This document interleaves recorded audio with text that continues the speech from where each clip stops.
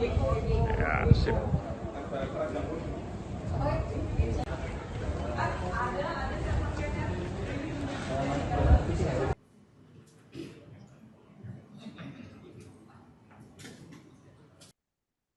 Subdirektorat 3 Tindak Pidana Korupsi Tipikor Ditreskrimsus Polda Kalimantan Timur resmi menetapkan 2 orang tersangka dalam kasus dugaan korupsi pembangunan Rumah Sakit Bekokong, Kecamatan Jempang, Kabupaten Kutai Barat, pemirsa.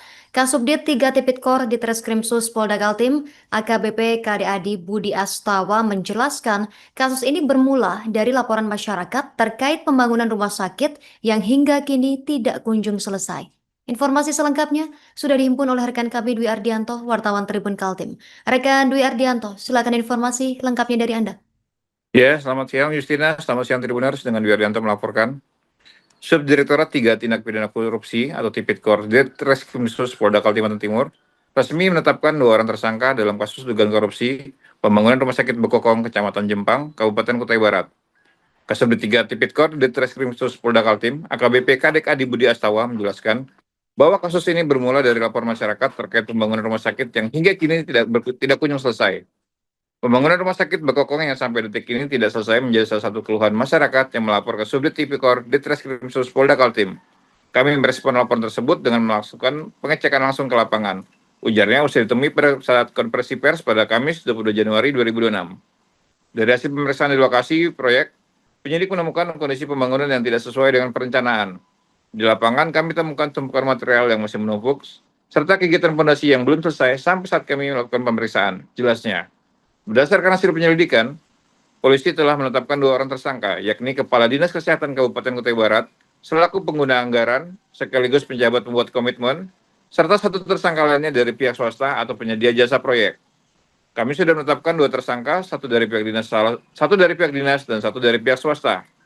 Proses penyidikan masih terus berjalan untuk pengembangan peran pihak-pihak lainnya, ungkap AKBP Kadek.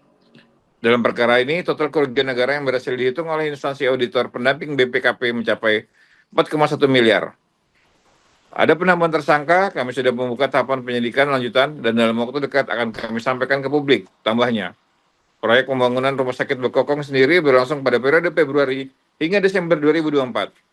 Dalam proses penyidikan, penyidik telah memeriksa sebanyak 30 orang saksi dan menghadirkan 6 orang ahli untuk memperkuat pembuktian perkara. Ahli yang kami libatkan mulai dari ahli konstruksi, ahli digital forensik, ahli pengadaan barang dan jasa, hingga ahli pidana, jelasnya. Selain itu, sejumlah barang bukti telah disita, baik berupa dokumen fisik maupun dokumen elektronik.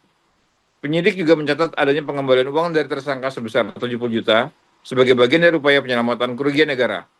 Terkait pola kerjasama para tersangka, penyidik mengungkap adanya indikasi kuat persekongkolan sejak tahap perencanaan proyek. Dari tahap perencanaan, penyidik sudah mendapatkan petunjuk adanya persekongkolan dari pihak dinas maupun pihak pelaksana atau penyedia, tegas AKBP Kadek. Polda Kaltim menegaskan pengembangan perkara akan terus dilakukan untuk mengungkap keterlibatan pihak lain dalam kasus dugaan korupsi pembangunan rumah sakit Bekokong tersebut. Kembali ke studio Justina. Tersangka yang diamankan. Jadi terhadap peristiwa pembangunan rumah sakit Bekokong yang sampai detik ini tidak selesai, itu menjadi salah satu keluhan masyarakat yang melapor ke Subdit Direktorat Tipikor Ditreskrimsus Polda Kaltim. Sehingga kami merespon adanya keluhan tersebut, kami melakukan full bucket di lapangan dan memang di lapangan kami temukan seperti yang tadi foto kita tampilkan kepada teman-teman sekalian. Jadi yang terjadi di lapangan itu adalah tumpukan material yang masih menumpuk serta kegiatan pondasi yang belum selesai sampai pada saat kami lakukan pengecekan ke lapangan. Terhadap peristiwa ini kami sudah menetapkan 2 tersangka, salah satunya adalah Kepala Dinas Kesehatan selaku PA sekaligus PPK. Kemudian kami juga sudah menetapkan tersangka 1 dari pihak swasta ataupun dari pihak penyedia, yang mana proses penyidikan sampai saat ini masih berlangsung untuk pengembangan kepada peran-peran dari pihak-pihak yang lain. Demikian. Total kerugian yang dialami negara, Pak? Total kerugian yang dapat dihitung oleh instansi auditor samping BPKP sebesar 4,1 miliar rupiah. Ada penambahan tersangka? Ada. Kita sudah buka buka tahapan penyelidikan lanjutan. Mungkin dalam waktu dekat bisa kita sampaikan kepada teman-teman sekalian, yang mana proses pengembangan saya kira tidak serumit proses penanganan di awal. Proses pembangunan sendiri sudah berapa lama? Periode Februari sampai dengan Desember 2024. Untuk saksi yang diperiksa ada berapa? Total terdapat 30 saksi yang kami ambil keterangan, termasuk juga 6 ahli yang kami undang untuk memperkuat keyakinan penyidik terhadap peran perbuatan yang kami sangkakan kepada kedua tersangka. Baik itu dari ahli konstruksi, dari ahli digital forensik, dari ahli pengadaan barang dan jasa, kemudian juga dari ahli pidana. Barang bukti yang berhasil disita dan Kenapa? berapa persen pembangunannya? Pembangunannya sudah jalan 30%. Barang bukti yang berhasil disita semua. Barang bukti berupa dokumen-dokumen yang kami tampilkan di depan, baik dokumen yang sifatnya fisik ataupun dokumen elektronik. Berikut juga terdapat pengembalian dari tersangka sebesar 70 juta rupiah untuk penyelamatan. Tadi kan yang ditangkap tadi satu dari kepala dinas dan satunya lagi dari pihak swasta. Apakah mereka itu bekerja sama atau seperti apa?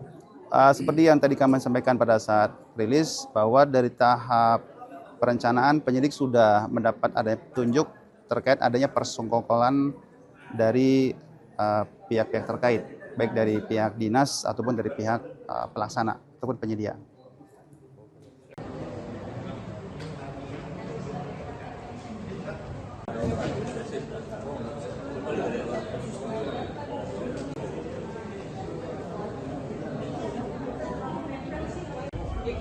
Ya, sip.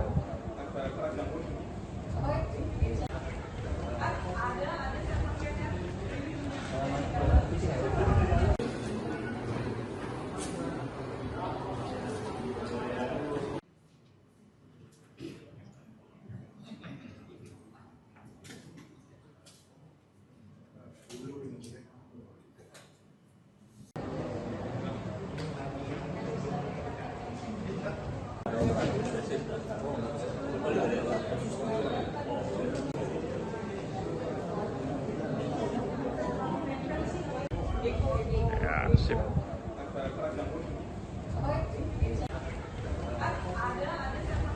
Download Tribun X sekarang, menghadirkan lokal menjadi Indonesia.